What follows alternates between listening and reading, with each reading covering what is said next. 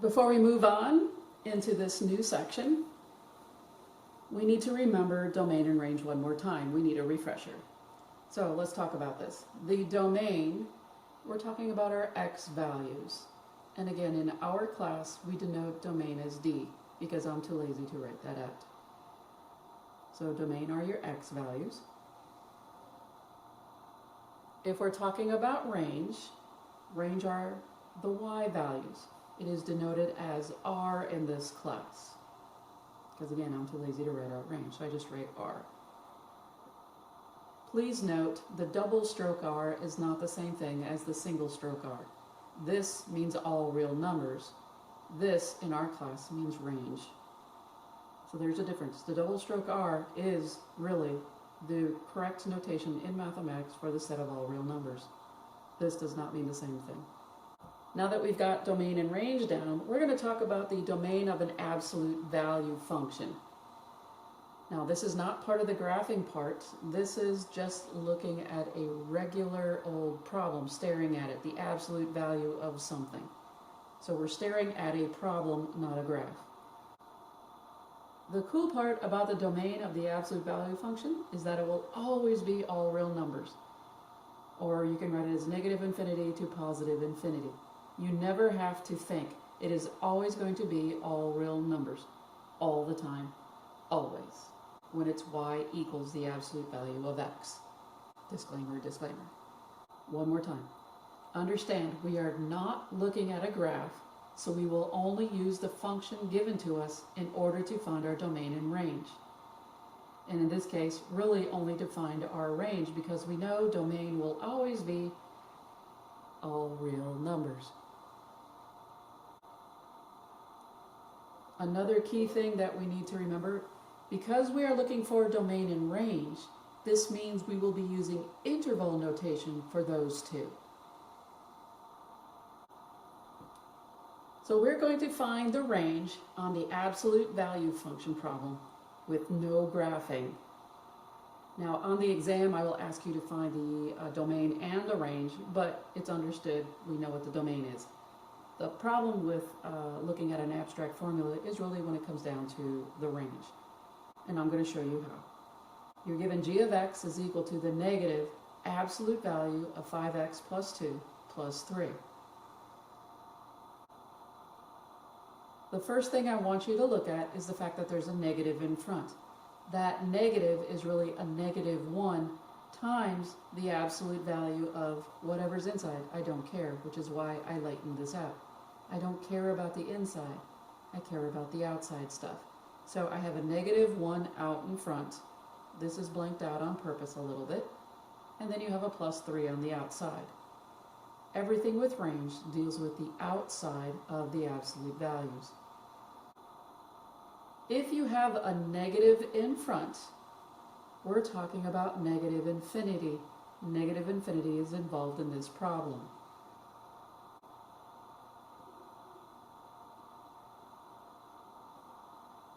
The next thing that I'm going to talk about is a floating number. A floating number is a number being added or subtracted from the absolute value on the outside. In this case, looking at our absolute value, the number being added or subtracted from this absolute value is the 3. Remember, negative 1 is multiplying. This is negative 1 times the absolute value. This is the absolute value plus 3. So our floating number is just a number on the outside, added or subtracted from the absolute value problem. So now we have two numbers. We have this 3 and a negative infinity. Those are the two things we need for our interval notation. And step 3 puts it all together. Step 3, we're going to find our range. Remember that interval notation is small to large when setting it up. We got two numbers, 3 and negative infinity. Now I use numbers relative because negative infinity isn't really a number, but for our sake it is. So even though negative infinity isn't a number, I'm using it in that case because we're talking about interval notation. That's the only reason why I say it's a number.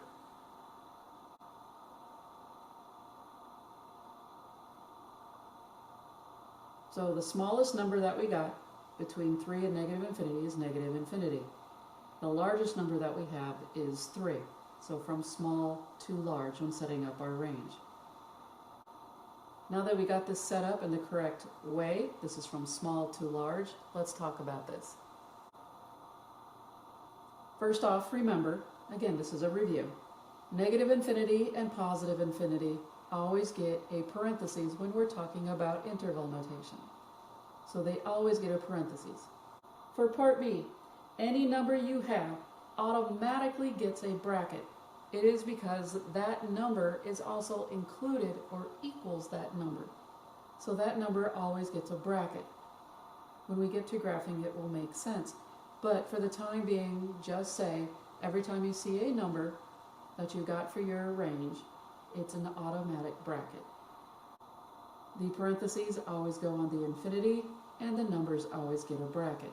Again, remember, this is from small to large. Do not swap these around. And that is our range. So for this problem, the range would be from negative infinity to 3, just like we found, and our domain is always going to be all real numbers, which is the same thing as saying the set from negative infinity to positive infinity, always. Domain you don't have to think about, the range you actually have to work through. New problem.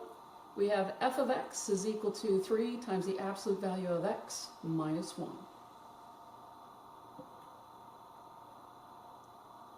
Remember, the order in which you do these does not matter, so long as you get both of these done. So the number in front, what am I talking about? The number multiplying against the absolute value. Remember, this is multiplying. So the number in front, normally it's always in front, is the number 3. Now that is a positive 3. But it's not about the number, it's about the sign. Since that is a positive 3, I want the positive sign. The positive sign tells me positive infinity. This is the way our graph is going. So this graph is going to go in the upward direction, all because of that positive 3. That's what it's telling me. So this is the end behavior. This is where the arrows go. So that's what this is telling us about the graph. Step 2 is about the floating number. Remember what a floating number is. This is the number being added or subtracted on the outside of the absolute value signs. So again, everything we're doing is on the outside, never the inside of the absolute values.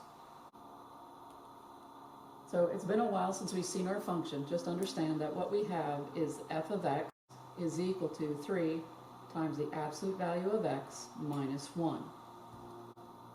The number that's being added or subtracted is the minus 1. This is 3 times, and this is our floating number. Again, it's always added or subtracted. Usually 99.9% it's on the outside behind the absolute value. Does it have to be? No. Sometimes the authors will put it out in front, so be very careful when doing these types of problems. Normally though, the floating number is always behind. So now that we know what the floating number is, we know the floating number is negative 1. We want the entire number and the sign. We want the minus 1. So what we have now are two things with this problem. We have the negative 1, and we also have the positive infinity. All we have to do now is put this together for our range. So let's deal with our range. Our range, again, always goes from small to large when we're talking interval notation. The two numbers that we got were negative 1 and positive infinity. Of those two, the smallest number in this case will be a negative 1. This is the number in front from the positive 3, so it's positive infinity. The negative 1 is our floating number. So those are the two numbers that we got. And again, I use numbers loosely when dealing with infinities. We now have to choose which one's smaller, which one's larger. Negative 1 is a smaller number. Positive infinity is the large number.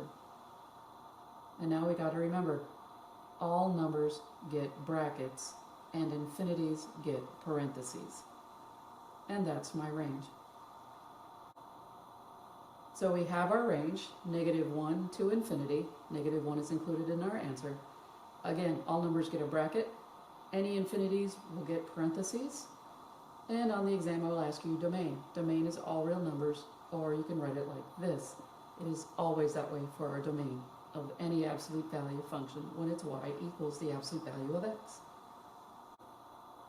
New example, and I thought of you guys when I did this problem because I know how much you love fractions. And again, if you start freaking out with fractions, understand I'm not asking you to work with fractions. That's not the issue. I'm not asking you to multiply, add, or subtract. I'm just asking you to look at it.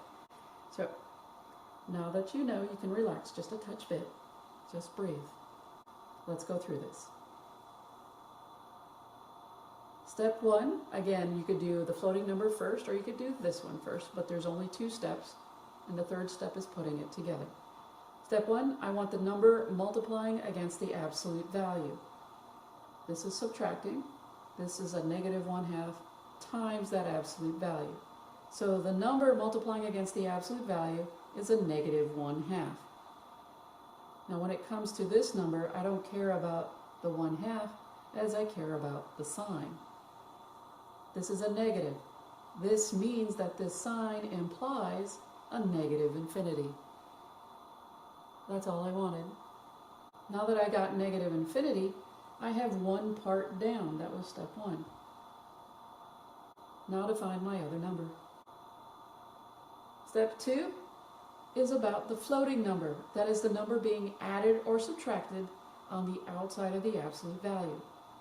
My floating number in this case is going to be the -3/5. That's it. That's all I wanted. So that's my floating number. That is my answer. I now have 2 numbers that I have when putting together my range. My range, again, goes from small to large in interval notation. The smallest number that I got out of the 2, and those 2 numbers we got were -3/5 and negative infinity. The smallest number that we got out of our 2 answers is going to be negative infinity. The largest of the 2 is the -3/5. This is closer to 0. This is way further than 0. It is way away from 0. So negative infinity goes first, and the -3/5 goes second. It is large, even though they're both negative.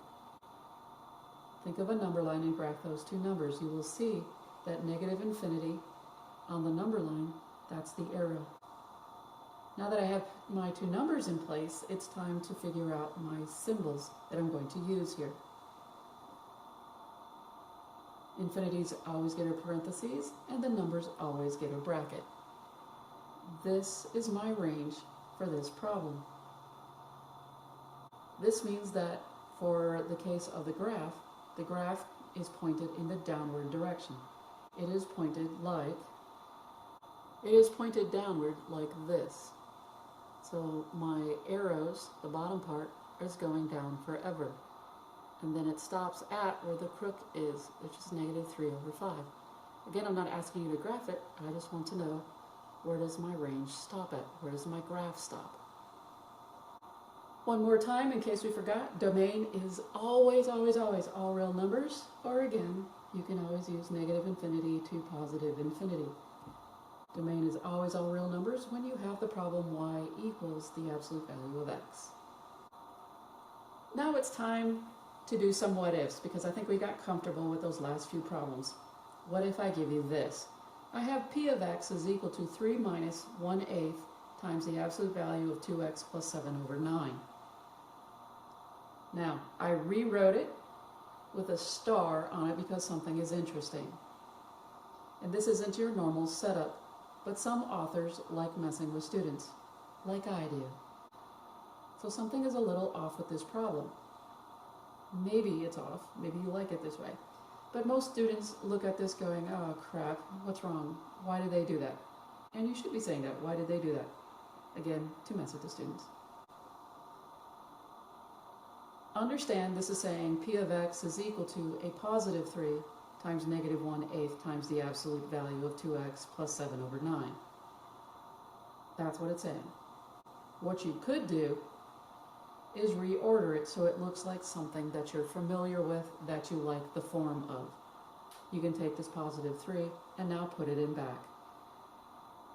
This is your floating number, whether it's in front or behind, but most of us like it in the back behind the absolute value. And that's fine. If you want to rewrite it, you're more than welcome to do so. It's fine. Once you rewrote it, if that's what you want to do, from here we can go ahead and do our 3 steps for our range. Step 1, I'm going to do floating number this time. Why? Why not?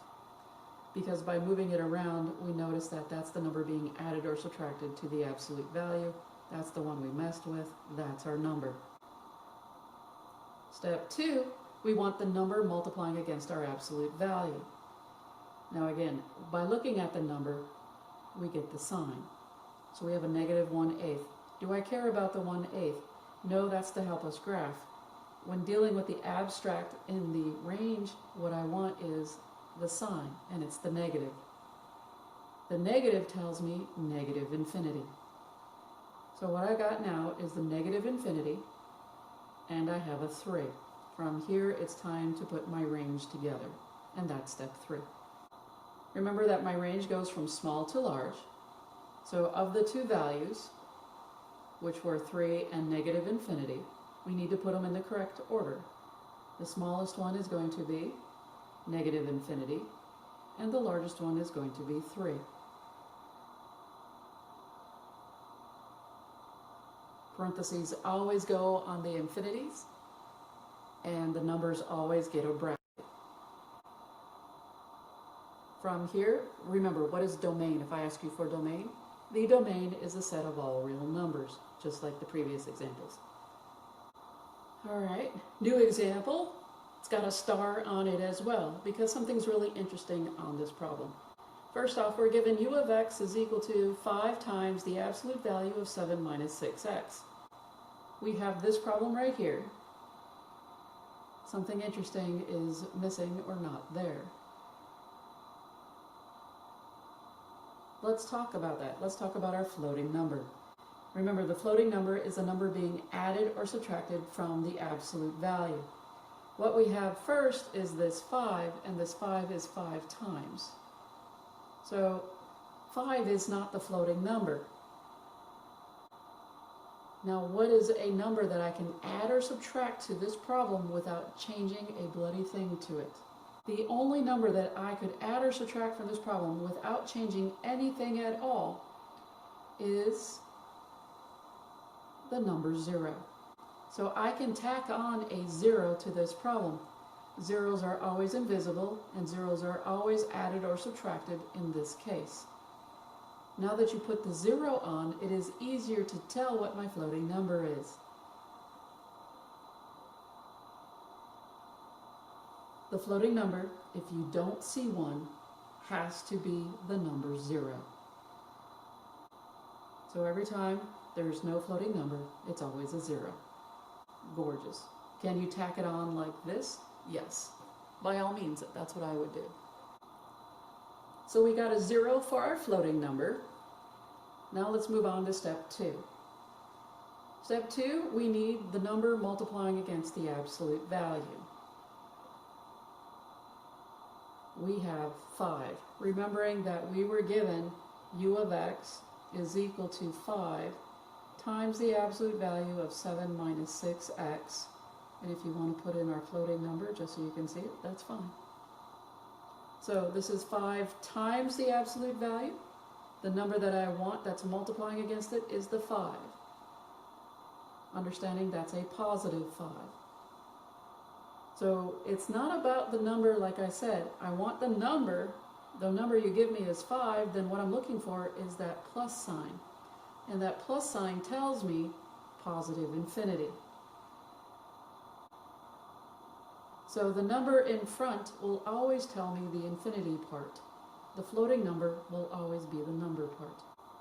From here, what we're going to do is put our range together now that we have our 2 numbers.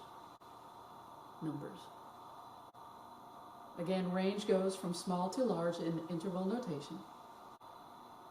We got a positive infinity and 0. We just need to put them in the correct order from small to large. The smallest number in this case will be 0, and the largest number is going to be positive infinity. From here, all we have to do now is figure out our symbols for the interval notation. Numbers always get brackets, infinities always get parentheses. Don't forget I could ask you for the domain, and the domain is always all real numbers.